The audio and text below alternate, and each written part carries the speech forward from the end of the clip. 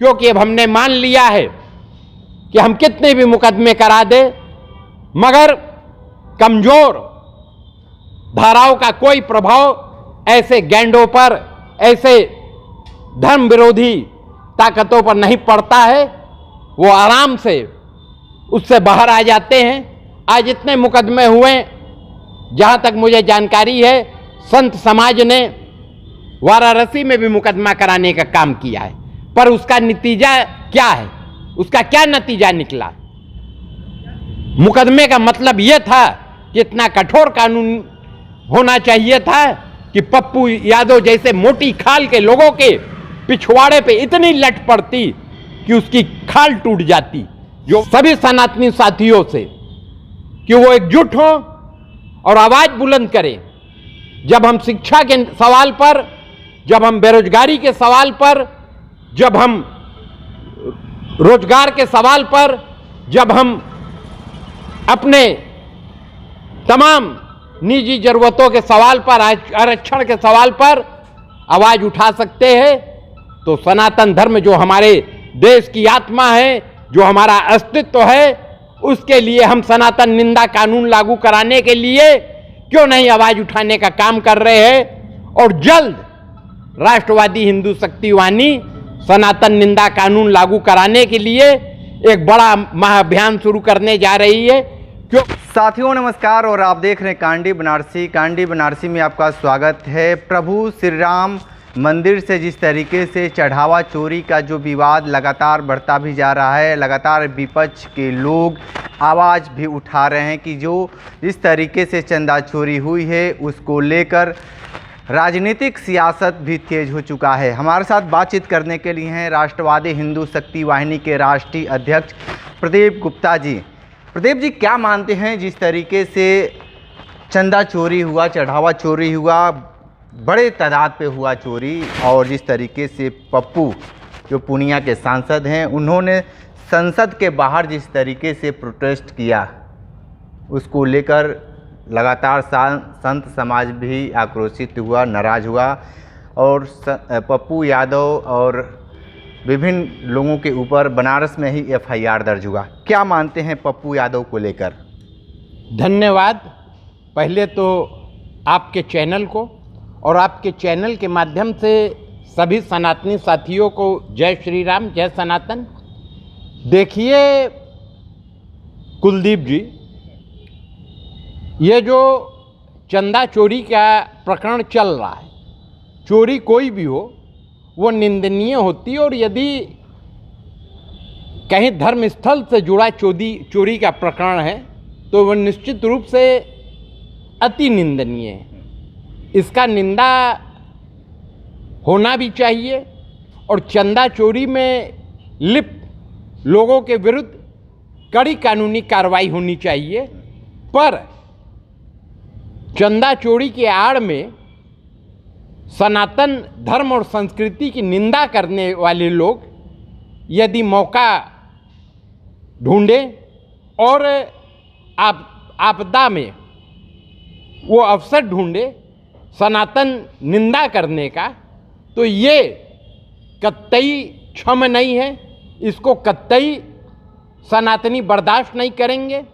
और जिस तरीके से देश भर में संत समाज उद्वेलित हुआ है, वो कहीं ना कहीं से उनकी पीड़ा है कि एक तरफ हम चंदा चोरी जैसे प्रकरण की पीड़ा को झेल रहे हैं, तो दूसरे तरफ ऐसे लोग जिन्होंने प्रभु श्री राम के अस्तित्व को ही नकारने का काम किया, ऐसे लोग जिन्होंने प्रभु श्री राम के सेवा में लगे कार सेवकों पर गोलियां चलवाने का काम किया, ऐसे लोग जो कहीं ना कहीं से अल्लाह अकबर को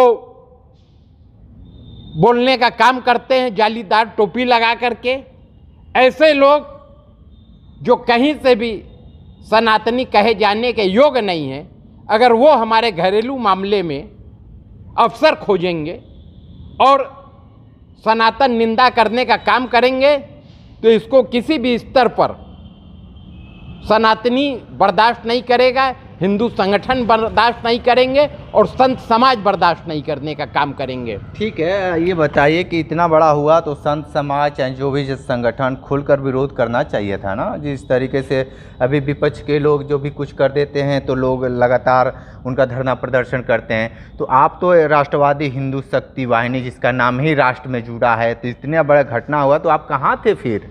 देखिए, आप जो कह रहे हैं वो आप अपनी जगह सही हैं, मगर पीड़ा इस बात का है कि सनातन जो हमारे राष्ट्र की आत्मा है, सनातन के अस्तित्व के बिना भारत की, हिंदुस्तान की कल्पना भी नहीं की जा सकती। और जो सच्चा सनातनी होगा वो निश्चित रूप से राष्ट्रभक्त होगा, राष्ट्रवादी होगा।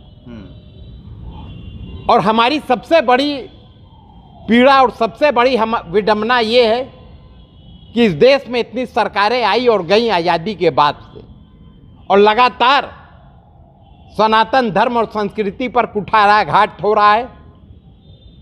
चाहे अंग्रेजों ने करने का काम किया, उसके बाद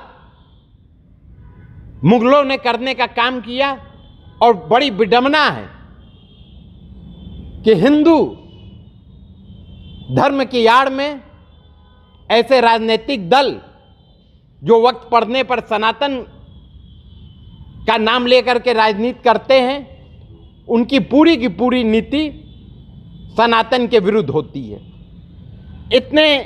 इस देश में इतनी सरकारें आई और गईं, तमाम कानून मुस्लिम धर्म स्थलों के सुरक्षा के लिए बने, तमाम कानून धर्म विशेष के लोगों के लिए बने, पर यह कितनी दुर्भाग्य की बात है हम सनातनियों के लिए कि आज तक कोई कठोर कानून इस देश में सनातन निंदा करने वालों के लिए नहीं बना है।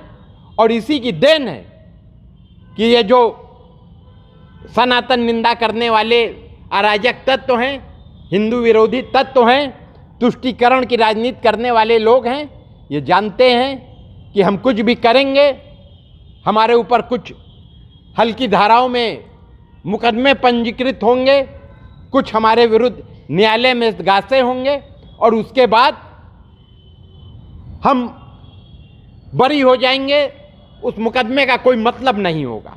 तो मैं आपके चैनल के माध्यम से आह्वान करता हूं सभी सनातनी साथियों से कि वो एकजुट हों और आवाज़ बुलंद करें।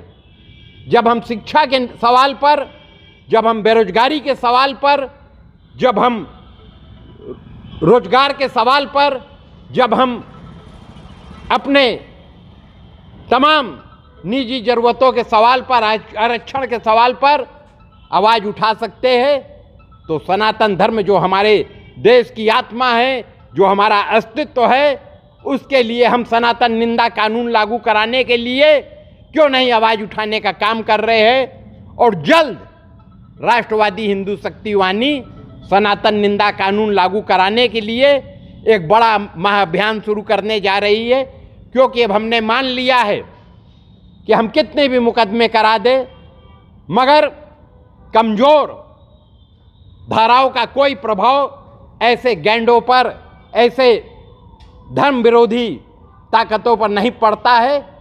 वो आराम से उससे बाहर आ जाते हैं। आज इतने मुकदमे हुए, जहाँ तक मुझे जानकारी है संत समाज ने वाराणसी में भी मुकदमा कराने का काम किया है, पर उसका नतीजा क्या है, उसका क्या नतीजा निकला?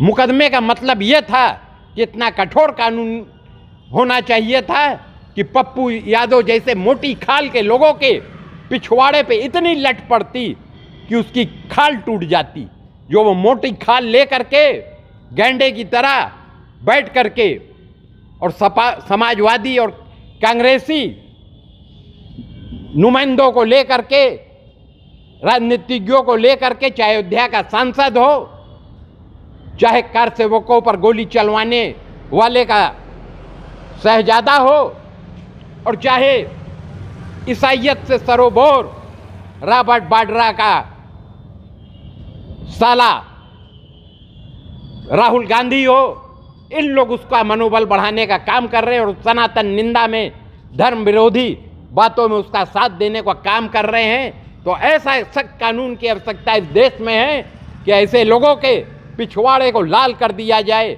और आजीवन कारावास से लेकर के फांसी तक की सजा का प्रावधान हो और 10 साल की कम की सजा का तो कहीं कोई जगह ही ना हो। और सनातन निंदा कानून करने के बाद जो ये अभिव्यक्ति की आज़ादी का आड़ में सनातन निंदा कर रहे हैं, ऐसा कानून बनना चाहिए कि कतई इनकी ये जो गतिविधियां हैं ये ना चलने पाए। और आपने सनातन निंदा किया नहीं कि तुरंत आपको पिछवाड़े पे 20 प्लट लग करके आप जेल भेजे जाए।